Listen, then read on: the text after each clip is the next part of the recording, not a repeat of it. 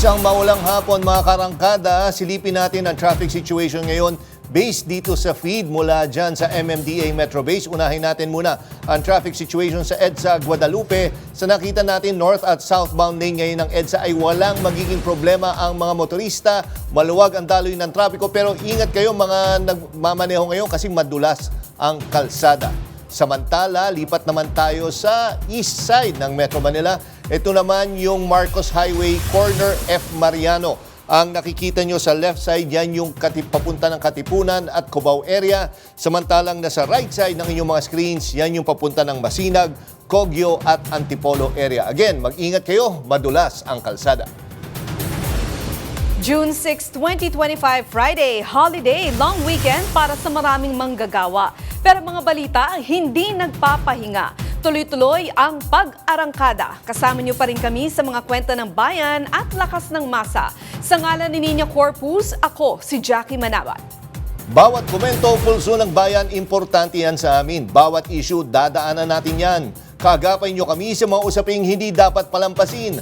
Live tayo sa DZMM Radio Patrol sa East 30, 92.3 FM Radio Manila at lahat ng FMR stations sa buong Pilipinas. Gayon din sa Signal TV, Channel 31. Ako, si Jack Batallones. Ito ang Arangkada Balita. Sa pulsa video, babae na umorder sa loob ng fast food resto, hinold up. Isa pang sa pulsa video, tricycle driver na ng agaw daw ng pasahero, kinuyog. Congressman Richard Gomez, kinwestiyon ang umunoy pagkaantala ng repair ng San Juanico Bridge.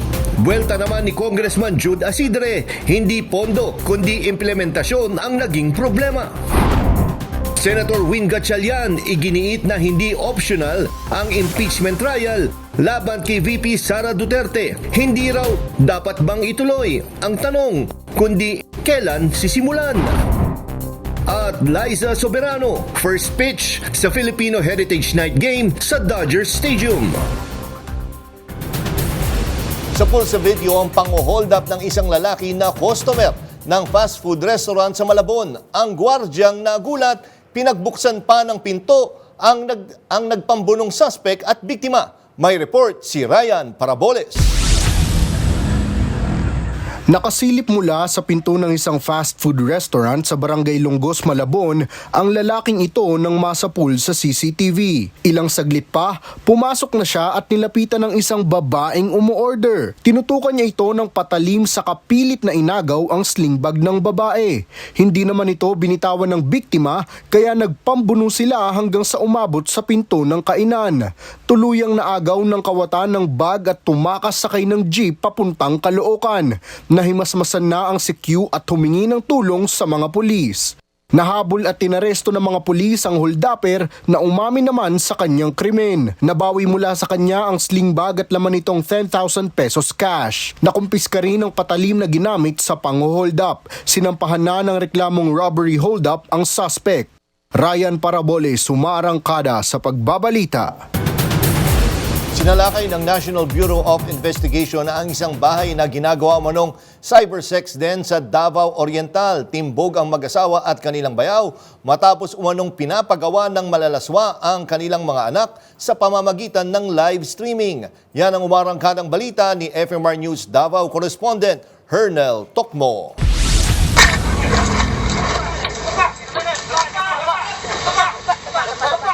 Nahuli sa raid ng National Bureau of Investigation Southeastern Mindanao ang mag-asawa at ang bayaw sa isang bahay na ginagawa umanong cybersex den sa Barangay San Jose sa bayan ng Lupon, Davao Oriental noong Martes. Nasagip ang isang batang lalaki at 4 na batang babae na may mga edad na 4 hanggang 13 taong gulang. 3 sa kanila ay anak ng mag-asawa, ang 2 anak ng bayaw. Ayon kay Attorney Archie Albao, Regional Director ng NBI SEMRO, binubugaw ng mga suspect ang mga bata sa mga dayuhan kapalit ang pera.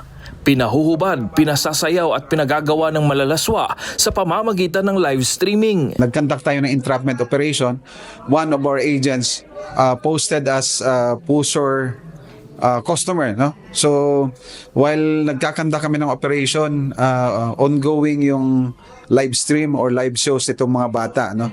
Nakumpiska ng NBI ang mga cellphone, tablet at may sex toys pa. Ayon kay Albao, nasa 2 hanggang 3 taon na ang operasyon ng mga suspect. Meron kaming mga nakuhang resibo per show would cost 16,000 pesos, no? Meron din kaming nakuhang isang resibo na would cost 125,000. So napakamahal. So siguro in a day kumikita ito ng mga 200,000-300,000. Ayon sa mga suspect, nagawa lang umano nila ito dahil sa hirap ng buhay. OFW ko dati sir, balik unta ko man sa COVID, nga nagkasakit man ko. Tapos ang akong anak lalaki na ati manunon man kaayo. 3 kaso ang isinampa laban sa mga suspect, kabilang na ang Anti-Child Sexual Abuse or Exploitation Materials Act, Qualified Child Trafficking at Child Abuse. Hernel Tokmo, umaarangkada sa pagbabalita. Sa Lapu-Lapu City, Cebu naman, huli sa CCTV ang pasimpleng pagnanakaw sa isang cafe. Sa video makikitang nakapwesto ang kawatan sa harap ng counter habang walang nakabantay na crew.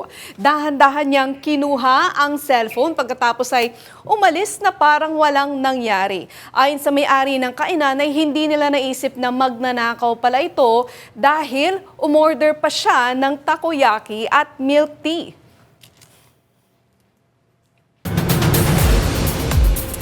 Sa kulungan naman, mag-honeymoon ang bagong kasal sa Kidapawan City, Cotabato. Ito'y matapos mag-alok ang mag-asawa ng murang dental services online kahit hindi sila lisensyadong dentista. May report si Cherubim Ganaden. Isang lalaki ang nagkunwaring mag-a-avail ng dental package sa bahay na ito sa Kidapawan City, Cotabato. Pinahiga siya ng babaeng nagpakilalang lisensyadong dentista. Saka sinimulang tignan ang kanyang ngipin. Sa gilid ng video, hagip ang isa pang lalaking nakaupo na assistant umano ng dentista. Pagkalipas ng ilang saglit, cleaning, whitening at braces sa halagang 3,500 pesos lamang. Sa investigasyon ng mga pulis, lumabas na talamak na rin ang ganitong modus sa kanilang lugar. Kaya pinaalalahanan din ang publiko na mag-ingat at huwag basta-bastang pumatol sa mga serbisyo online. Nahaharap ang mga suspect sa reklamong paglabag sa Philippine Dental Act kaugnay ng Cybercrime Prevention Law. Cherubim Ganaden, umaarangkada sa pagbabalita. Kinuyog ng kapwa tricycle driver ang isang lalaki dahil daw sa agawan ng pasahero. Ang insidente nasa pulsa video. May report si FMR News Cebu correspondent Clark Pasuit.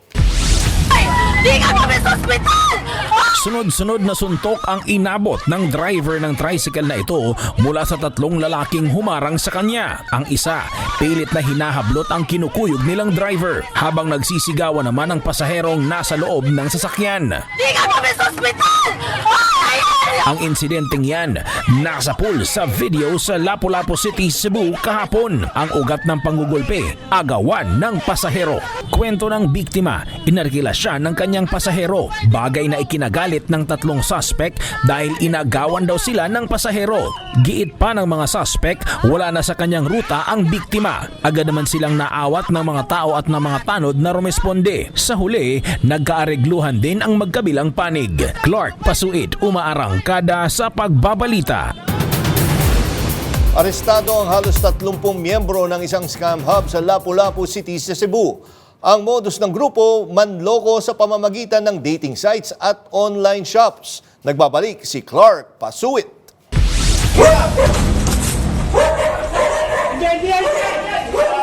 Makalipas ang 1 taon ng pagmanman, sinalakay ng mga otoridad ang isang bahay sa Barangay Mactan, Lapu-Lapu City sa Cebu nitong Miyerkules na isang scam hub. Arestado ang aabot sa 29 na Pinoy at 2 Taiwanese nationals. Base sa investigasyon, modus ng scam hub ang paggamit ng dating sites gaya ng Filipino Cupid para makapanghuthot ng pera mula sa kanilang mga parokyano. Nagbebenta rin ng kung ano-anong produkto online ang grupo gamit ang fake shop accounts. Pero pag nakabayad na ang customer ay wala namang i-deliver na item. Maharap ang mga suspect sa reklamong paglabag sa Cybercrime Prevention Act of 2002. Clark Pasuit, umaarangkada sa pagbabalita.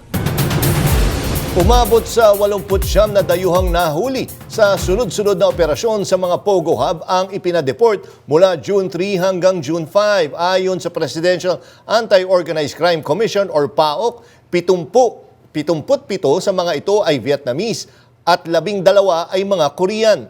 Ayon pa sa PAOK, ang 88 dayuhan ay bahagi ng planong ipadeport ang 140 dayuhan ngayong buwan. Samantala, patay ang isang lalaki at dalawa niyang anak na menor de edad na angkas ng kanyang motorsiklo matapos mabangga ng bus sa barangay Laboy, Matnog, Sorsogon. Batay sa investigasyon, katatapos lang magpakarga ng gas ng motorsiklo at patawid na sana sa kurbadang bahagi ng Maharlika Highway nang mabangga ito ng bus. Sa tindi ng impact, bumagsak sa tabi ng gasolinahan ang 41 anyos na tatay na agad niyang ikinasawi. Dead on arrival naman sa ospital ang mga anak niyang edad 2 at 17 na tumilapon naman sa kanal.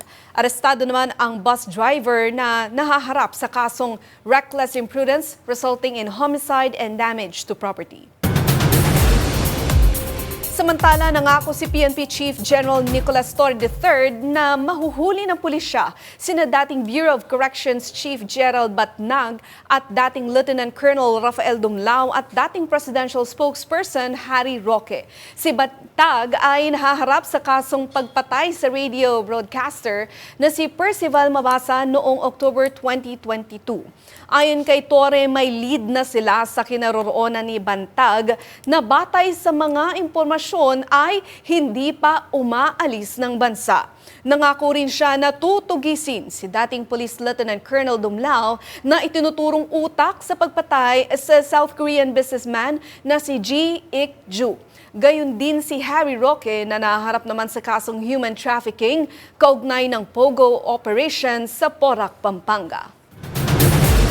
Sa gitna ng mga batikos sa pagkaantala ng pagkukumpuni ng San Juanico Bridge, iginiit ni Tingog Party List Representative Jude Asidre na may pondo na yan mula pa noon. Ang problema raw ay hindi sa Kongreso, kundi sa implementasyon. Ilang araw matapos tanungin ni Representative Richard Gomez kung bakit ngayon lang inaaksyonan ang pagkukumpuni ng San Juanico Bridge, lumutang ang pahayag ni Congressman Asidre, may pondo na pala ito mula pa noong 2018. Sabi ni Asidre, si Speaker Martin Romualdez mismo na taga Leyte rin ang isa sa matagal nang nagtutulak ng rehabilitasyon ng tulay at ng plano para sa ikalawang San Juanico Bridge. Ayon kay Asidre, panahon na para magkaisa at solusyonan ito at hindi ang magsisihan.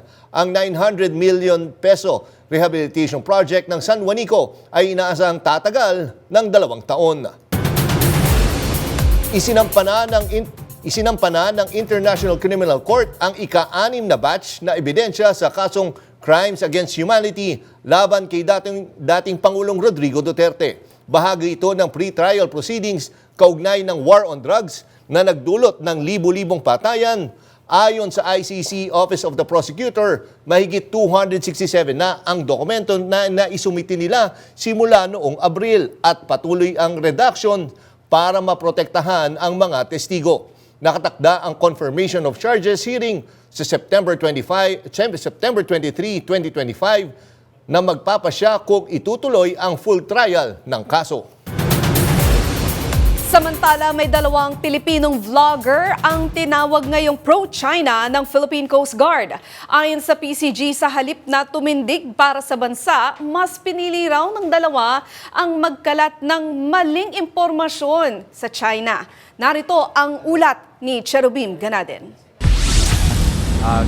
Sa gitna ng mainit na pagdinig sa kamera, diretsahang tinukoy ni PCJ spokesperson Commodore J. Tariela ang 2 vloggers na umano'y tagapagsulong ng pro-China narrative sa usapin ng West Philippine Sea, sina Mark Lopez at Adolfo Ado Paglinawan. Influencers na to, they are hiding from the constitutional freedom of expression. Giit ni Surigao del Norte Representative Ace Barbers, hindi ito simpleng opinyon. Ito raw ay pagtalikod sa bayan. Pero kung pumanig ka sa China at tinulak mo ang naratibo ng China, hindi na politika yun, pagtraidor na yun sa ating bayan.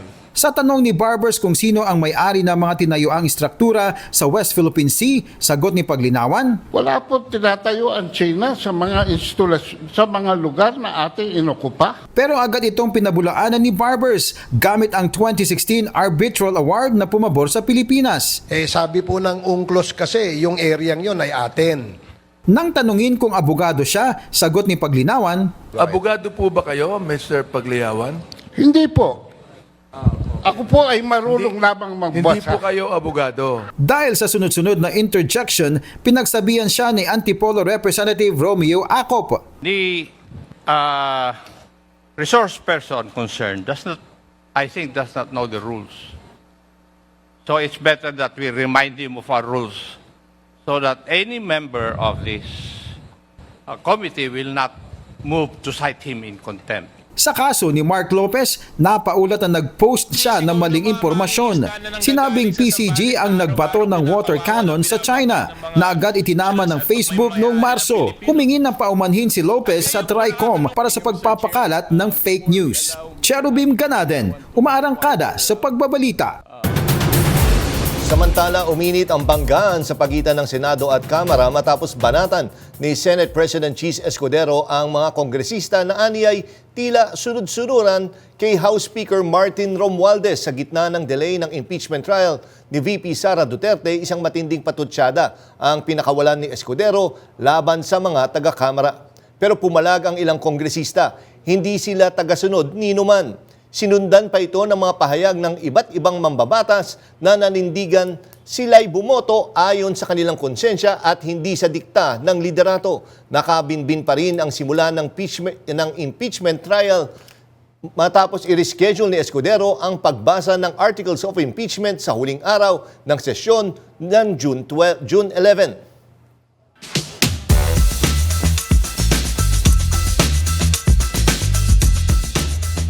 Kaugnay sa issue ng impeachment trial na hanggang ngayon ayaw pang umpisahan ng Senado. Kasama natin ngayon sa linya ng telepono si Surigao del Norte Representative Robert Ace Barbers. Congressman, magandang gabi po. Welcome po sa Arangkada Balita. Jack Batallones po at Jackie Manabat. Hi, magandang gabi Jack and Jackie. Magandang gabi rin po sa ating mga kababayan. Yes, Congressman, bago natin siguro pag-usapan yung tungkol sa TRICOM at yung Quadcom hearings, ito muna yung medyo mainit na usapan po. Anong reaction nyo po na ito medyo nagkakaroon ng rift between yung Senate at yung Congress po at sinabihan yung mga may congressman daw na sunod-sunuran daw po kay Speaker po? Alam mo, Jack and Jackie, hindi na bago yan, ano? Dahil siguro nakikita naman natin even in the past, no, na meron talagang hindi pagkakapareho ng opinion sa mga issues na mainit na issues na tinatalakay sa ating bansa. Pero siyempre, we respect each other's opinion. Ika nga, maaaring nakapagsalita ng hindi masarap pakinggan, no, ang isa. Pero at the end of the day, no, we remain to be one Congress. We remain to be united. Basta ang agenda ay para po sa ating mga kababayan. At yung sinasabi ngayon, nagbotohan kayo during sa impeachment po, nang in-impeach nyo po si VP Sara, ayan ho ay base sa inyong konsensya at hindi dikta ng kasino man. Yes, base sa konsensya ng mga congressman yan at saka base rin yan sa ebidensyang nakalap. No? Dahil hindi naman siguro bulag o pipi o bingi ang mga miyembro ng mababang kapulungan sa pagdesisyon nila, no, nung dumating sa punto na boboto o pipirma doon sa sinasabing impeachment complaint. Matibay ang paniniwala ng mayorya ng congressman sa ating bayan sa ngayon na mabigat ang ebidensya at dapat lamang natalakayin ito sa isang impeachment court o impeachment trial. Congressman, sabi niyo nga, it's a healthy discussion. No? We agree to disagree. Pero siguro kailangan din mas maintindihan din ng publiko kung bakit pinag-uusapan natin itong delay. Ano ba yung magiging impact nito sa ito pinag-uusapan nating impeachment? Ano po ba yung magiging impact nitong pagka-delay? Well, kasi if you listen to the opinion of the lawyers, medyo tayo na nakikinig, mahahati yung ating opinion. No? Dahil merong nagsasabi na wala namang problema na ma-delay ng konti dahil tatalakayin naman ito pagdating ng tamang panahon. Meron naman nagsasabi na any day of delay is a clear violation of the Constitution. Pero ako personally, Jack and Jackie, para sa akin, I'm of the opinion na kung ano ang sinabi ng ating saligang batas, na kung saan ay sinasabi the impeachment trial shall forthwith proceed, ibig sabihin, i-convene yung impeachment court at i-trial ito agad. Para sa akin, yun ang aking impression, yun ang aking paniwala, yun ang aking opinion dyan sa usapin na yan. Okay, sige po. Congressman, lipat naman tayo dun sa Quadcom hearings, sa Tricom hearings. Ano po yung mga nangyari po? Marami kayong na-discover at kumbaga mga na-unearth na mga issues. Ano ho yung susunod na hakbang? May mga makakasuhan po ba? Well, yung sa Tricom or yung sa Quadcom? Sa Quadcom po, sir. Okay, yung sa Quadcom natin, nung December of 2024, kami po ay nag-submit ng partial committee report after 14 hearings, committee hearings ng Quad Committee. At nakapagpasa ho kami ng 32 pieces of legislation, dahil nga ang layunin talaga ng mga investigation ay in aid of legislation. Meron din kaming recommendation doon other than proposed remedial legislation. Isa sa mga proposal namin doon ay kasuhan, yung ilang mga personalidad na nasa gobyerno tungkol dito sa usapin ng EJK at itong drugs. At meron din naman din kaming recommendation doon na ipagpatuloy na mas malalim pang investigation yung mga involvement sa criminal offenses ng some personalities na aming naimbestigahan. Dahil hindi naman po tayo expert sa investigation. At gusto natin ay dun ibigay natin sa mga yung magagaling sa investigation gaya ng PNP at ng NBI. Congressman, you've put hard work in this itong investigation, pero sabi niyo nga hindi naman talaga kayo yung magpapatuloy nitong investigasyon nito. Pero paano niyo masisiguro na hindi masasayang itong hard work that you've put into your investigation dito sa Quadcom? Well, alam mo, it is incumbent upon the executive department, kung ito ang task na ibinigay ng Kongreso sa, let's say, sa PNP o sa NBI, dapat tugunan nila yan, mga proposal na yan, at gawin nila ang utos ng Kongreso. Dahil itong utos po ng Kongreso ay utos po ng mayorya ng membro ng ating mababang kapulungan. And they cannot just ignore it and not do anything about the recommendations that the committee has proposed. Kaya ang gusto natin ay sundin nila yan.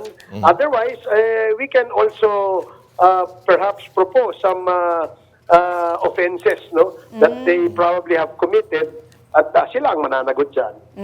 Yun nga, sir, tungkol naman dito sa yun sa naging issue naman doon sa Chinese vloggers po, nakita ko nagkaroon kayo ng konting debate pa nung dalawa. Ano ho yung reaction po ninyo dito at sa pananaw nyo po ba dapat patawan ng pananagutan yung mga vlogger na gumagamit ng social media para ipasa yung narrative po ng China po doon sa issue ng West Philippine Sea? Yes, well, unang-una, yung layunin ng Tricom, kasi ang Tricom ang nag-iimbestiga dyan, ang layunin ng Tricom ay magkaroon ng isang regulatory framework ang paggamit ng social media sa ating bansa. Dahil nakita natin na maraming umaabuso. Dahil naging normal na yung pagmumura, naging normal na yung nakikipag-away sa online, naging normal na rin yung pagkakalat ng mga kasinungalingan. Kaya nakita natin na para maproteksyonan ang ating bansa at ang ating mga kababayan, siguro dapat magkaroon ng regulatory framework. Na kung saan ang gagawa ng kalabisan Ayun. Sayang, no? Importante pa naman. Gusto ko, interesado pa naman ako doon Nawala sa si sinasabi niya. Congressman Ace Barbers. Oo. Pero yun nga, no? Kasi when we talk of regulatory, Jack, ang pinag-uusapan natin dyan is freedom of speech. Oo, di ba? Yan yung medyo careful. Oo, lalo na paano sa mo babalansihin Constitution. yung medyo na ano mo na yung kumbaga na pipigilan mo na yung freedom of speech kasi ganoon nga yung nagiging issue diyan eh. Pag masyado lang ni-regulate. Well, hopefully, I don't know kung makakausap pa natin. Pero yun nga, no, napaka-telling din talaga no, sa TRICOM. Maraming vloggers. Yung kasi ang sinasabi nga nila, opinion daw nila yon, di ba? Saan mo yan, yung opinion tsaka yung facts na, di ba? Yun ang inaano dyan, medyo naging mainit na usapan. And hopefully yun nga, ang problema pa, kasi nga marami sa kanila ay hindi na congressman ngayon. So ano mangyayari? Yung follow-through, di ba? Yung follow-through dun sa ano. Yes! Ayan. So nasa linya nga si Congressman Ace Barbers. Hello po. Ayan. Yes, ay Jackie, naputol. Opo. Congressman, okay lang. Kasi yung tanong ko, nabanggit nyo, plano magpasa ng regulatory framework, lalo na sa mga naglalabas ng mga content, kumbaga sa social media. No? I'm very familiar with this space. Pero ang laging nagiging issue po dito ay it borders on freedom of speech. So how would you balance this? How would you propose na hindi naman maapektuhan yung freedom of speech? Well, syempre, number one natin pinoproteksyonan ang freedom of expression at saka freedom of speech dahil ito po ay nakasaad sa ating saligang batas. Pero alam po natin na itong karapatan ito o yung sinasabi nating right to freedom of speech is not an absolute right. Meaning, meron pong mga batas na kapag ikaw gumawa ng mga kalapisan at sumubra ka dito sa border, meron kang pananagutan ayon sa ating mga batas. So, hindi po natin ginagalaw yan. In fact, we still respect and we will make sure that the freedom of expression of every Filipino will not be curtailed, no? At papayagan natin silang magkaroon ng malayang pamamahayag sa kanilang mga opinyon. But kung ikaw ay nakakapanirang puri, ikaw ay nagpapakalat ng fake news, ikaw ay nag-iimbento nang sa ganun ikasira ng isang tao, isang kumpanya, meron kang pananagutan dyan sa batas. And that is what we want to ensure na ma-implement bilang isang proteksyon sa ating kababayan, sa ating mga kababayan, sa ating bansa, bilang isang democratic country. Okay, naku, maraming salamat po Congressman Barber sa oras po na binigay nyo dito sa Arangkada Balita. Happy weekend po sir, mabuhay po kayo. Thank you very much, Jack and Jackie, and more power sa inyong program. Salamat po sir. At sa aming pagbabalik, Senator Jinggoy Estrada nagpanukalang alisin na ang senior high school K-12 program, bigo at dagdag pasanin lang daw. Marami pang mainit na balita sa pagbabalik ng Arangkada Balita. Lusot na sa Kamara ang panukalang gawing batas ang AICS program ng DSWD. Permanente na ang tulong para sa mga kapuspalad. May report si Angela Babad. Sa botong 176 na pabor at 0 na kontra, pasado na sa ikatlo at pinanlapagbasa sa Kamara ang House Bill 11395. Layo nitong gawing permanenteng bahagi ng batas ang Assistance to Individuals in Crisis Situations o AICS program ng DSWD. Ayon kay Speaker Martin Romualdez, ang AICS ang isa sa pinaka-epektibong sandalan ng mga nangangailangan. Kaya't panahon na raw para maisabatas ito upang maging tuloy-tuloy ang serbisyo sa kahit sinong administrasyon.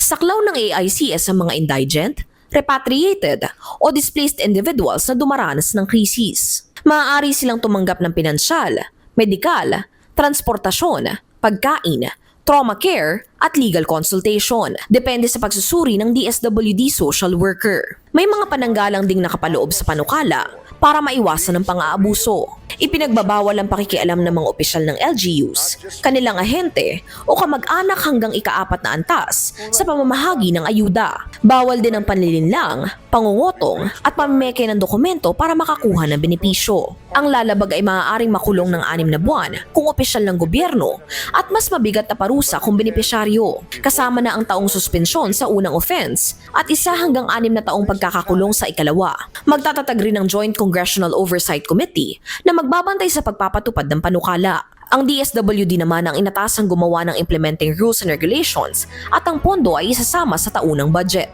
Angela Babad, umaarangkada sa pagbabalita.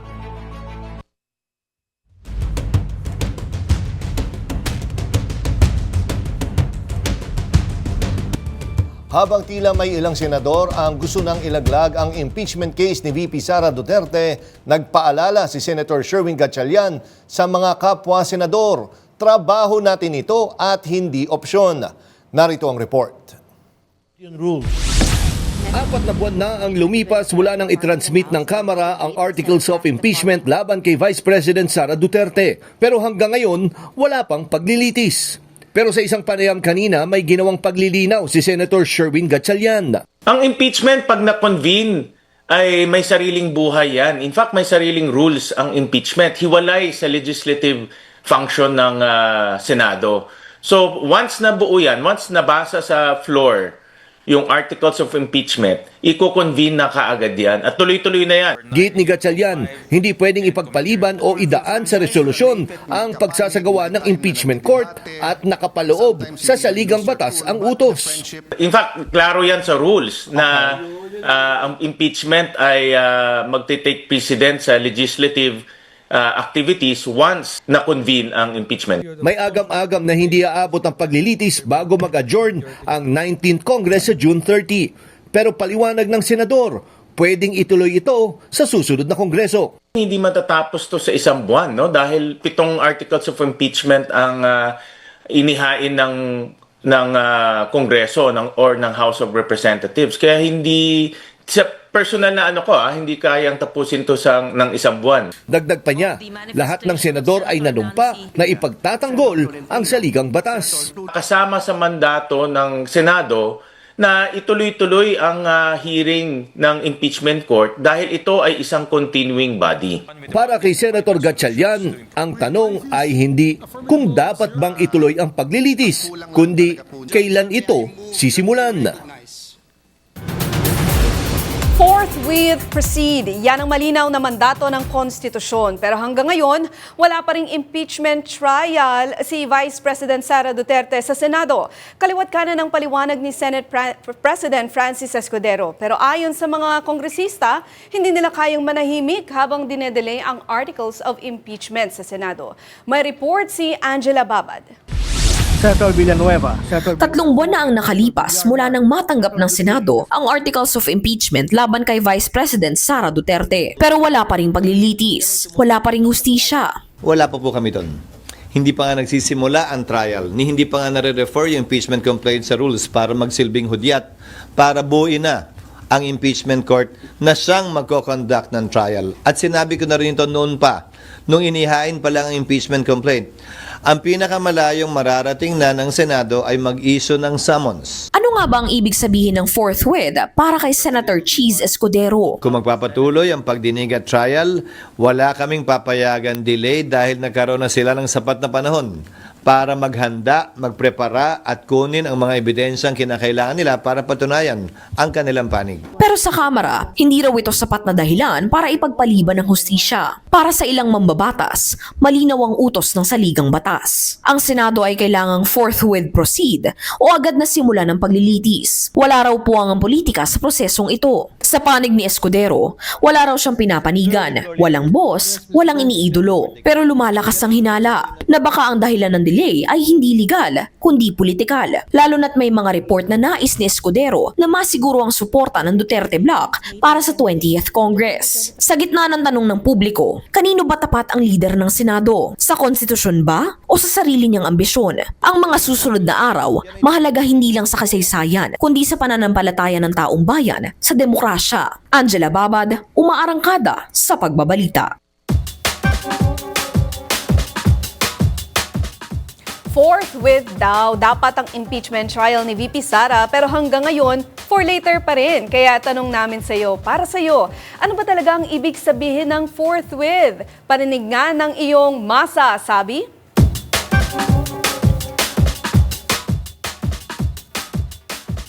Mabilis. Yun na po, fast talk, parang ganun. For tweet po. Parang pag narinig ko pang for tweet, ang meaning po niya is like instantaneously po. Parang immediate response throughout na answer. Actually, wala po akong idea. Siya lang po.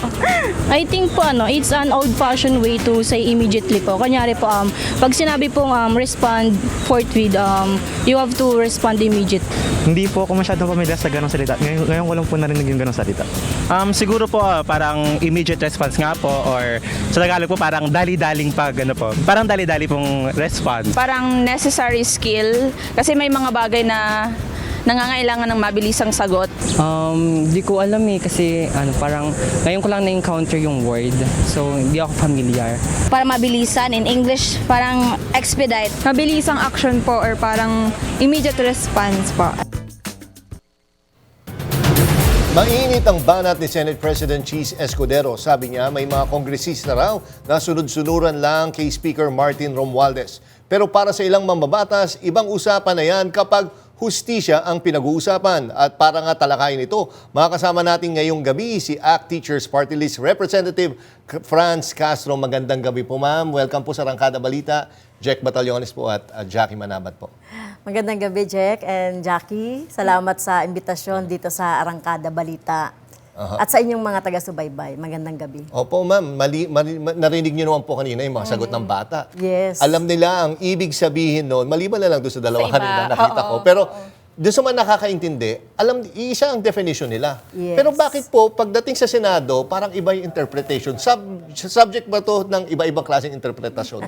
Hindi, kasi malinaw at very definitive yung yung ibig sabihin ng forthwith. Ang mga bata pag nakita nila yung hindi pamilyar na salita, tinitingnan talaga. So wala ka nang dapat na interpret dito kasi yung definition nito ay hindi naman vague, di ba? Kaya immediately yung ibig sabihin ng forthwith. Kaya bakit ba ang Senado ay ganon? Kasi baka naman merong ibang mga dahilan, yung mga senador, lalong-lalo na nung yung presidente ng Senate, si Escudero. Kaya kailangan ng interpretation based talaga dun sa kung ano talaga yung esensya sa Constitution natin. Pero bago ka magtanong, partner, bago tayo lumipas kasi sinasabi nga isa kayo sa mga pumirma doon sa impeachment, definitely. Pero sinasabi nga daw, may dikta daw or may kumpas ito. For the record po, kamusta ho nung time na yun na nagpirma kayo sa impeachment po? Well, hindi totoo yun. Ako nga isa doon sa endorser nung second complaint, kung matatandaan. At ang Makabayan naman, very independent yan sa kanilang mga posisyon sa anumang issue sa ating sa issue ng taong bayan. Kaya hindi kami nadidiktahan. So, Yun nga isa siya mga nag-endorse Hindi, isa kayo, walang nagdikta. So, that is clear. Pero ano yung pakiramdam nyo ngayon, yung mga nag-file ng impeachment complaint? So, dati kasi pinag-uusapan na Kung kailan kailan, magsisimula. Ngayon ang usapan, mukhang matutuloy pa ba ito? Yes, walang choice, no? Tingin ko walang choice ang Senado, kundi ituloy ito yung trial. Hindi pwedeng pagbotohan, no? At hindi pwedeng any resolution yung makakapigil doon sa trial. Kaya dapat itong ituloy by hook or by crook, no? Kailangan talaga kasi yun ang minamandato sa batas. Hindi pwede itong basta na lang patayin, no? Katulad ng mga statement ng ilang mga senador na walang trial, no? It's either you convict or you acquit yung nasasakdal na opisyal. Pero hindi kaya magbabago yung pagkakapresent sa ebidensya. Kasi syempre, ibang set na, hindi naman ibang set, pero partially, ibang set na ng judges to for the trial. Kumbaga, di ba kanina po sa interview, yung pinanggagalingan po ni Jackie, sa interview po kanina kay Senator Sherwin Gatchalian, sabi niya ay, yes, pwedeng talakayin sa 19, pero hindi matatapos yan doon. So, sasampayan sa 20th. Ngayon, pagdating sa 20th, kumbaga, iba yung mga nagbasa ng ebidensya sa 19th Congress, pero ang hahatol na sa 20th. Paano mangyayari dyan? Medyo, hindi mababago yung mga ebidensya. Oo, no? pero yung mga judges, Senate judges. Oo. Well, at titignan natin, kasi alam ko ang mga prosecutor natin dito from the House of Representatives ay talagang puspusan yung pagre-ready nila. No? Kami, as far as our complaint, no, yung second complaint na nandun sa number 2 noong 7 articles, ay tiyak kami na matibay yung mga ebidensya.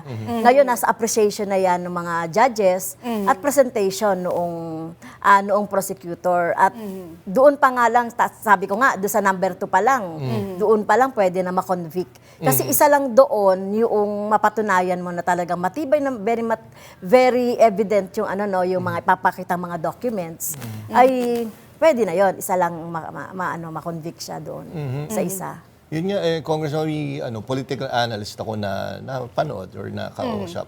Ang sinasabi niya, ang talagang chance lang talaga dahil sobrang lakas ng ebidensya, ang chance lang daw po ni VP Sara na malusutan ng impeachment ay kung hindi ito matutuloy. Kasi sa sobrang lakas ng ebidensya, pati yung mga sinasabi na kaalyado niya ay mapipilitan tingnan kung baga paano nila ipipikit yung mata nila sa isang ebidensyang napakalakas. Ano ho masasabi niyo po tungkol doon? Yes, tama ka, Jack, no? Kaya talagang magiging sukatan din ito ng taong bayan. Later, alam naman natin, ang ating mga senador, may mga kanya-kanyang political ambition yan pagdating ng panahon. Kaya dito sila uhusgahan ng tao. Okay. Kung paano yung magiging posisyon nila sa impeachment. Kung sila ay kakampi ba sa isang opisyal ng gobyerno na gumawa ng hindi maganda sa pamahalaan, or talagang pananagutin nila, no, yung si Vice President. So doon sila huhusgahan, no, ng at hindi ito simpleng bagay lang kasi manonood ang taong bayan dito kung ano yung magiging gagawin nila. Speaking of manonood ang taong bayan, kanina napanood dati dun sa masasabi, Jack, no? Yung iba, hindi nila alam kung saan nga ba nagagaling tong fourth with kahit pinag-uusapan na natin sa media. Ito bilang teacher. Gaano ba ka-importante na pag-usapan din ito sa classroom, sa mga universidad, yung ganitong klaseng usapin? Kasi sabi nyo, dapat usapin ito ng taong bayan. Hindi ba dapat napakahalaga. Dahil itong impeachment ay talagang pagpapanagot ito sa isang opisyal ng ating gobyerno na merong pagtataksil doon sa kanyang doon sa kanyang sinumpaang tungkulin.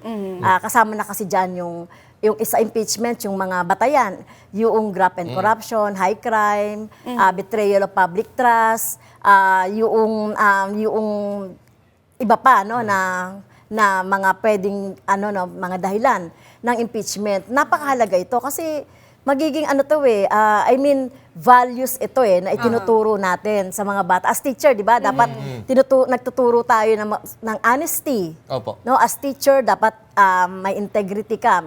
Ibig sabihin nun, whether may tumitingin o wala, dapat gawin mo yung tama.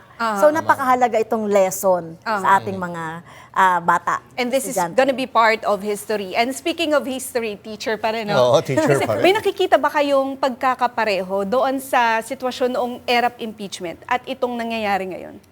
Well, doon sa era of impeachment, no, parang gusto ring isuppress yung mga dokumento. Ito naman parang gusto ring isuppress yung trial. Kaya doon natin nakikita yung similarity, no, sa pagkakaiba. So syempre yung mga batayan noong pero parang ganoon din, graft and corruption din similar din. And delaying, no? At may parang gustong isuppress.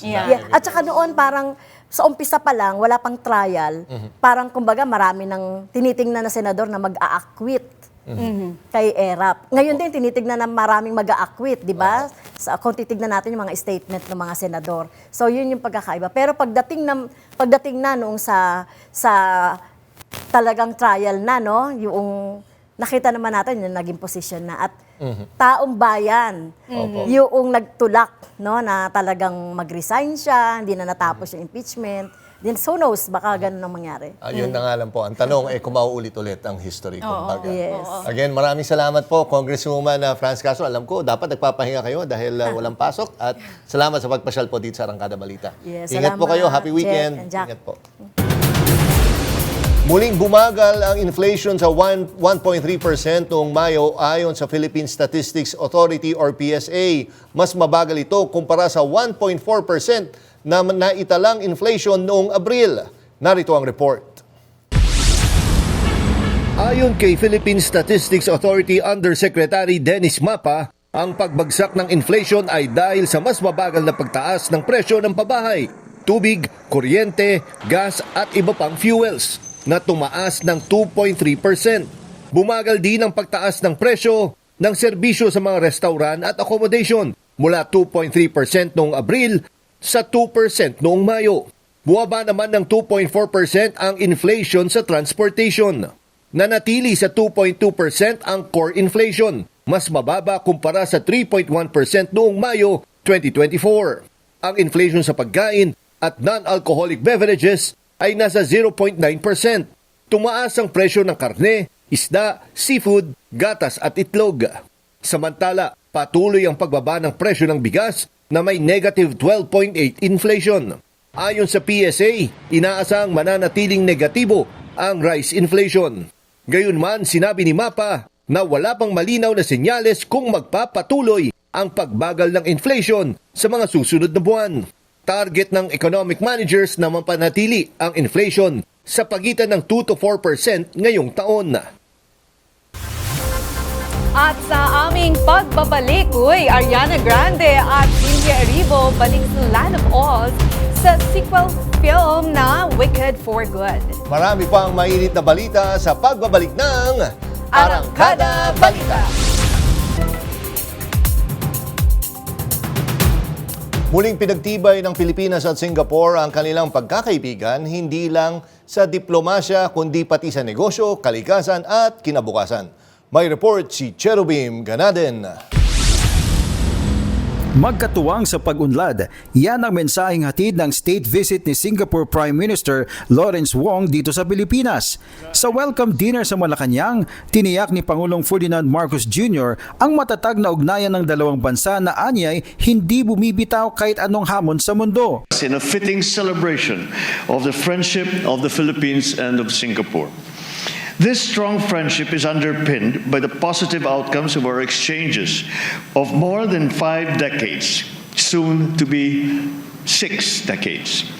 Our two governments have enjoyed frequent exchanges of official visits over several administrations, which have grounded our meaningful consultations on global and regional issues. Sa kanyang kauna-unahang state visit bilang punong ministro, binigyang diin din ni PM Wong ang lalim ng ugnayan ng Singapore at Pilipinas mula negosyo at turismo hanggang kalikasan. So it's one program, but it symbolizes the efforts of our two countries coming together, the good that we can do together when we partner each other, including protecting our biodiversity, sustainability, and achieving outcomes for the good of humanity. Bukas ang dalawang leader sa mas malawak na kooperasyon sa enerhiya, digital connectivity at maging sa conservation, tulad ng Negros Bleeding Heart Pigeon na binalik sa Pilipinas matapos palakihin sa Singapore. Dagdag pa ng Prime Minister, habang lumalawak ang biyahe at trabaho sa pagitan ng kanilang mga mamamayan, mas lumalalim rin ang ugnayan ng dalawang bayan. The Singapore-Philippines partnership is built on firm and growing connections between our countries. Sa isang mundo ng pagbabago at hamon, panatag ang Pilipinas at Singapore na sa pagkakaisa, sabay silang aangat. Cherubim Ganaden, umaarangkada sa pagbabalita. Alisin na ang senior high school, yan ang panukala ni Senator Jinggoy Estrada. Aniya, bigo ang K-12 na magbigay ng trabaho sa graduates. Dagdag pasanin lang daw ito sa oras at gastos ng mga estudyante at magulang. Sa ilalim ng kanyang panukalang batas, ibabalik ang 10-year basic education, 6 na taon sa elementarya, 4 na taon sa high school. Praktikal at makatao raw ang hakbang na ito para ayusin ang sistema ng edukasyon sa bansa. In-adjust na ng Department of Education ang cut-off age para sa mga papasok ng eskwela. Simula ngayong school year 2025-2026 ay pwede nang tumanggap ng enrollees na maglilimang taong gulang bago mag-October 31. Dating August 31 lang ang cut-off. Mas inclusive daw ito ayon sa DepEd para hindi malate ang pagpasok ng mga batang late din isinilang sa taon. Kung between November 1 to December 31 ang birthday, pwede pa rin basta't may natapos na ECD program o pasado sa assessment ng DepEd. Inilunsad na ng Department of Information and Communications Technology o DICT ang programang Trabahong Digital na layong lumikha ng 8 milyong digital jobs pagsapit ng 2028. Mismong si Pangulong Ferdinand Marcos Jr. ang nag-utos na gawing prioridad ang digital jobs at mas malawak na internet access sa buong bansa. Kasabay ito ng pagsisimula ng National ICT Month na may temang walang iwanan sa digital bayanihan. Ayon sa DICT, tututukan ng programa ang pagpapalakas ng digital connectivity sa buong bansa, lalo na sa mga liblib na lugar. Kasama rin sa plano ang paglikha ng e-government services, pagprotekta sa data privacy at pagsugpo sa fake job ads sa social media. Samantala, inihayag ni House Speaker Martin Romualdez na makakaasa ng ginhawa ang mga Pilipino matapos bumagsak ang inflation sa 1.3% nitong Mayo at ang pinakamababa mula noong 2019. Base sa datos ng Philippine Statistics Authority, ang year-to-date average ng inflation ay nasa 1.9%, pasok sa target ng Bangko Sentral na 2 to 4%. Bumaba ang presyo ng pagkain, kuryente, tubig at transportasyon, kaya ramdam ito lalo na ng pinakamahirap na sektor. Sabi pa ni Romualdez, zero inflation ang bottom 30% ng households, patunay daw na epektibo ang mga hakbang ng gobyerno. Ilan sa mga nakikitang dahilan ng Department of Health sa pagsirit ng kaso ng HIV sa bansa ang mga dating app, porn sites at mga spa na may extra service. Ayon kay Health Secretary Teodoro Herbosa, kapansin-pansin ang risky behavior o pagiging mapusok ng marami dahil madaling napapasok ng publiko ang mga porn site at dating app. Maliban pa rito ang mga nagkukunwaring spa na nag-aalok ng extra service, kasama na ang hindi paggamit ng proteksyon sa pakikipagtalik. Pero sabi ni Herbosa, mga babaeng sex worker lamang ang inoobligang magpasuri. Dapat anya na isama rin sa batas sa mga testing sa mga lalaki, lalo na't karamihan sa mga may HIV ay mga lalaki. And 95% of our HRB are men having sex with men. Hindi sila natetest. So, baka kailangan din nating balangkasin yun, Yusek Claire, no? Kasi batas yun eh. Interpretation ng law. Female sex worker ang nakalagay.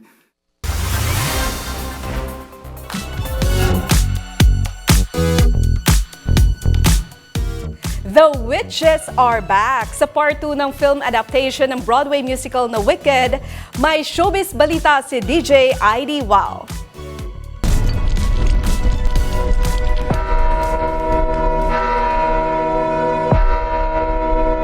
Elva Withrop, I know you're out here. We are heading back to the land of Oz. Dahil sa sequel nga na Wicked for Good, magbabalik si Elphaba, played by Cynthia Erivo, sa land of Oz matapos siyang itapon sa kagubatan. This is between us, the wizard and I. Bukod sa kanila ni Glinda, played by Ariana Grande, ipakikilala rin ang mga karakter ni na Michelle Yeoh, Marissa Bode, Bowen Yang at Ethan Slater. Ang Wicked ang isa sa mga hit at multi-awarded movie last year. Mapapanood naman ang Wicked for Good in Philippine cinemas on November 19. Ako si DJ ID Wow, umaarangkada sa Showbiz Balita. Sa aming pagbabalik, elepante sa Thailand nagmukbang sa isang tindahan. Marami pang may init na balita sa pagbabalik ng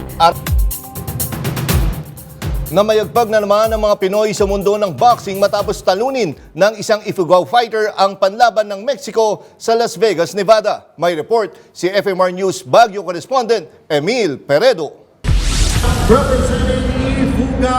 Wagi si Carl James Martin na kilala rin sa tawag na The Wonder Boy na lumaban sa unang pagkakataon sa Las Vegas, Nevada nitong weekend laban sa experienced fighter galing Mexico na si Francisco Pedrosa Portillo. Ibaba mo yung hook. Pinatumba ni Martin ang Meksikano sa 6th round. Nice! Idineklara siyang panalo via unanimous decision. ang Ifugao fighter ay undefeated with 26 wins at 20 knockouts. World's number 2 si Martin sa WBO Bantamweight Division. Isa siya sa mga itinuturing na pinaka-exciting na fighter sa kanyang dibisyon dahil sa kanyang knockout power at exciting style. Naghahanda na si Martin para sa kanyang susunod na pagsampa.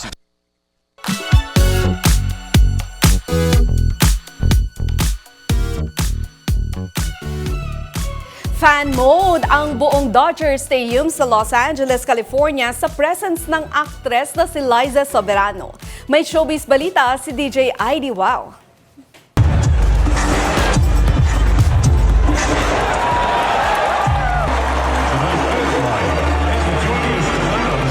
Yes, Liza Soberano in the flesh. Si Liza lang naman ang ceremonial pitch sa Filipino Heritage Night game ng LA Dodgers against New York Mets. Kwento ni Liza sa kanyang post, much as she is honored, kinabahan daw talaga siya. Kaya bago ang kanyang first pitch, nag-practice pa sa pagbato ng bola ang aktres. Kasabay ng kanyang Filipino Heritage Night appearance, inilabas na rin ang new project ni Liza. Ang podcast cinema documentary hybrid na Can I Come In? Ako si DJ ID Wow, umaarangkada sa Showbiz Balita. Ganda naman. Ganda ni Liza. Gusto lang mo fourth with? Proceed. Fourth with proceed. Kaya yan ang mga balitang umarangkada ngayong araw sa ngalan ni Nino Corpus. Ako si Jackie Manaba. At ako naman po si Jack Batallones para hindi mahuli sa usapan, kapit lang hanggang sa susunod na Arangkada Balita.